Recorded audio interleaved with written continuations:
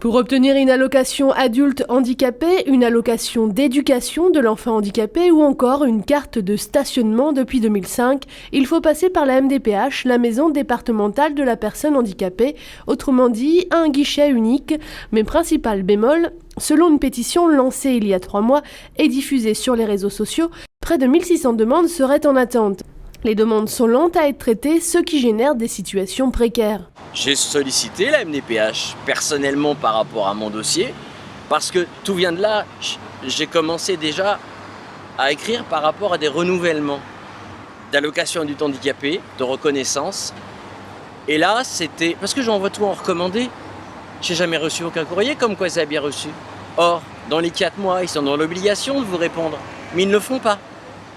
Ils ne répondent pas au téléphone. Et c'est ça que je dénonce et que nous dénonçons. Parce que cette pétition, ce n'est pas moi, c'est le peuple, c'est les citoyens qui en ont marre d'être floués sur leurs droits et qu'on ne les respecte pas. Parce que le respect et la décence humaine, c'est le minimum à avoir par rapport aux personnes qui sont en situation de handicap. Près de 200 personnes ont déjà signé la pétition. Sur la page de diffusion, les messages sont alarmants. Depuis décembre 2014, j'ai déposé un dossier et je n'ai toujours pas eu de suite. Je suis dialysée, incapable de reprendre une activité professionnelle. J'ai déposé mon dossier, l'assistant social m'envoie au gosier, arrivé au gosier, c'est à Gourbert. En métropole, une réponse est donnée dans un délai d'1 mois.